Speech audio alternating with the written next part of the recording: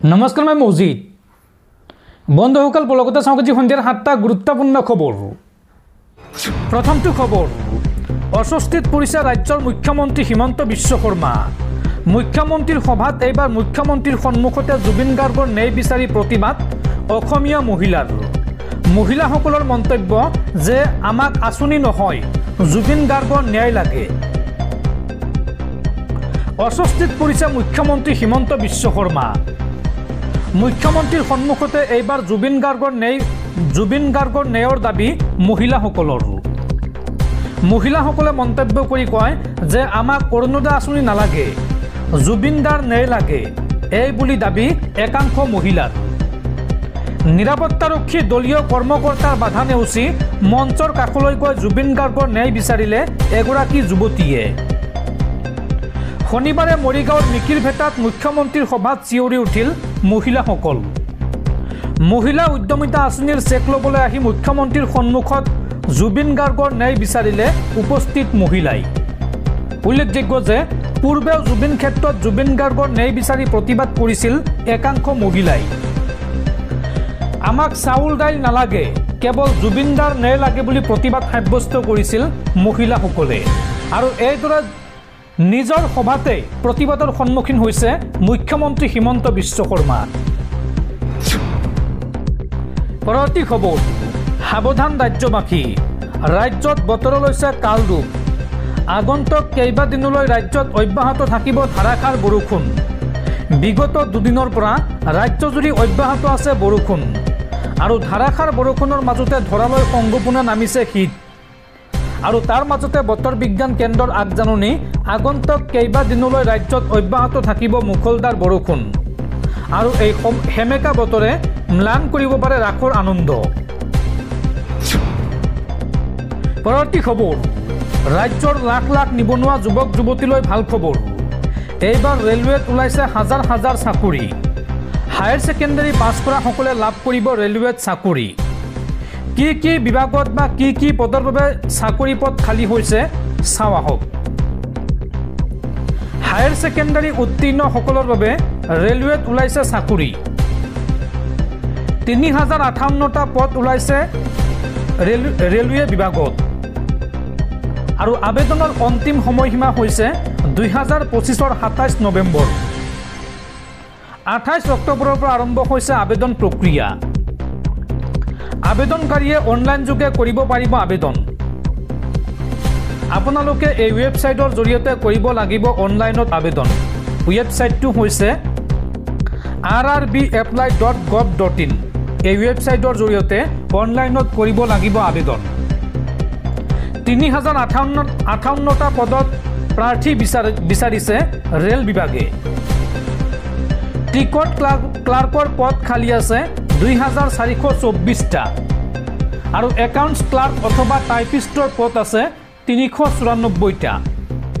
Junior clerk অথবা টাইপিষ্টৰ পদ আছে 163টা।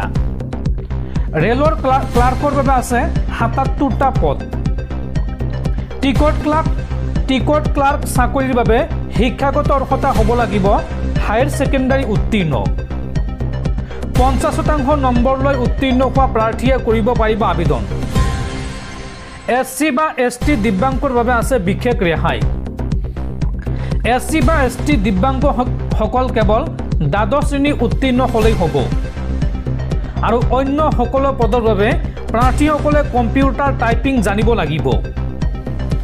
ইংৰাজী ভাষা প্ৰতি মিনিটত নিম্নতম 30টা টাইপ কৰিব পাৰিব লাগিব।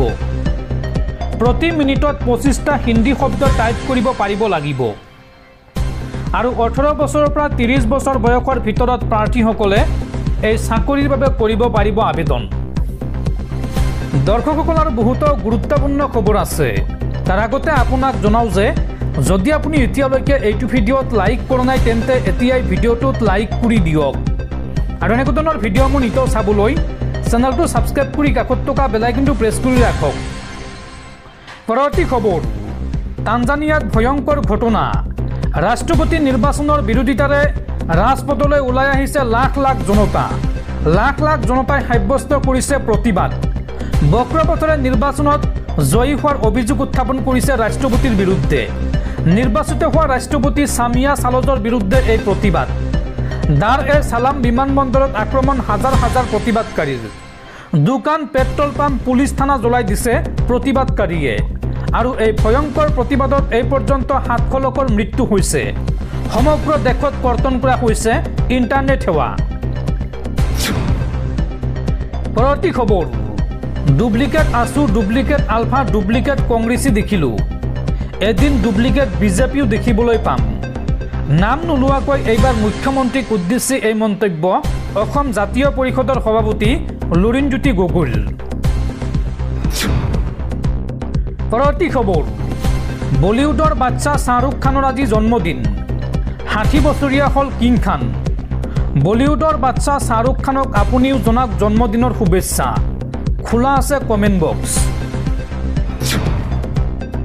পৰৱৰ্তী খবৰ, ৰাইজলৈ ভয় কৰক, নহ'লে ক্ষমতা গ'লে আপুনি ডুবাই বা ছিংগাপুৰলৈ যাব লাগিব। নাম নোলোৱাকৈ মুখ্যমন্ত্ৰী হিমন্ত বিশ্ব শৰ্মাক উদ্দেশ্যি এই মন্তব্য APCCৰ সভাপতি তথা সাংসদ গৌৰৱ গগৈৰ। পৰৱৰ্তী খবৰ, সাৱধান, ৰাজ্যত এইবাৰ ওলাইছে ভুৱা চিয়াম ভিজিলেন্স। চিয়াম ভিজিলেন্সৰ নামত ধন দাবী কৰি বৰপেটা আৰক্ষীৰ জালত অনুপ কুমাৰ দাস। মিৰ্জাৰ শহুৰেকৰ ঘৰত ঘৰ যোৱা হিচাপে থাকে ডিব্ৰুগড়ৰ অনুপ কুমাৰ দাস। সাৱধান, ৰাজ্যত ওলাইছে ভুৱা চিয়াম ভিজিলেন্স। ধন দাবী কৰি এইবাৰ বৰপেটা আৰক্ষীৰ জালত অনুপ কুমাৰ দাস। নিজকে চিয়াম ভিজিলেন্সৰ বিষয়া বুলি পৰিচয় দিছিল এইগৰাকী অনুপে। 48 বছৰীয়া প্ৰবঞ্চক অনুপ কুমাৰে দীৰ্ঘদিনৰ পৰা পেলাই আহিছিল জাল। আৰু ধৃত অনুপ কুমাৰ দাসৰ ঘৰ ডিব্ৰুগড়ত। মিৰ্জাৰ শহুৰেকৰ ঘৰত ঘৰ যোৱা হিচাপে থাকে অনুপ কুমাৰ। চিয়াম ভিজিলেন্সৰ নাম লৈ ধন দাবী কৰি থাকোঁতেই হাতে লোটে গ্ৰেপ্তাৰ কৰা হয় অনুপ কুমাৰ দাসক। পৰৱৰ্তী খবৰ, জুবিন গাৰ্গৰ ন্যায় প্ৰক্ৰিয়াক লৈ মুখ্যমন্ত্ৰী হিমন্ত বিশ্ব শৰ্মাৰ ডাঙৰ মন্তব্য। মুখ্যমন্ত্ৰীগৰাকীয়ে এই সন্দৰ্ভত কয় যে জুবিনৰ ন্যায়ৰ বাবে দিন ৰাতিয়ে কষ্ট কৰি আছোঁ মই, গতিকে বিজেপিহে জুবিনৰ আচল অনুৰাগী, বাকীবোৰ 2 নম্বৰী। এপ্ৰিলত নিৰ্বাচন হৈ যোৱাৰ পিছত নোহোৱা হ'ব ডুপ্লিকেট অনুৰাগী। এই মন্তব্য মুখ্যমন্ত্ৰী হিমন্ত বিশ্ব শৰ্মাৰ। বিজেপিহে জুবিন গাৰ্গৰ আচল অনুৰাগী, বাকীবোৰ 2 নম্বৰী। জুবিন গাৰ্গৰ ন্যায় প্ৰক্ৰিয়াক লৈ এই মন্তব্য ৰাজ্যৰ মুখ্যমন্ত্ৰী হিমন্ত বিশ্ব শৰ্মাৰ। মুখ্যমন্ত্ৰীগৰাকীয়ে লগতে কয় যে জুবিনৰ ন্যায়ৰ বাবে দিন ৰাতিয়ে কষ্ট কৰি আছোঁ মই। তদন্তত বহু বিস্ফোৰক তথ্য লাভ কৰিছে SITয়ে। 10 ডিচেম্বৰৰ ভিতৰত দাখিল কৰা হ'ব চাৰ্জশ্বীট। ৰাইজে জানিব প্ৰকৃততে জুবিন গাৰ্গৰ সৈতে কি হৈছিল। জুবিনক ৰাজনৈতিক উদ্দেশ্যত ব্যৱহাৰ কৰিব খুজিছে কংগ্ৰেছে। জুবিন ক্ষেত্ৰত এতিয়া অশান্তি কৰিছে এছাম মিয়া মুছলমানে। অখিল গগৈ, গৌৰৱ গগৈয়ে এইবোৰক লৈ আহি কাম কৰিছে। এপ্ৰিলত নিৰ্বাচন হৈ যোৱাৰ পিছত নোহোৱা হ'ব ডুপ্লিকেট অনুৰাগী। ডুপ্লিকেট অনুৰাগীক ৰখাব গ'লে তেওঁলোক বেছিকৈ জুবিন গাৰ্গৰ সমৰ্থক হৈ পৰে। জুবিন গাৰ্গৰ গান এটা গাবলৈ ক'লে একো নোৱাৰে ডুপ্লিকেট অনুৰাগীয়ে। এই মন্তব্য কৰে ৰাজ্যৰ মুখ্যমন্ত্ৰী হিমন্ত বিশ্ব শৰ্মাই।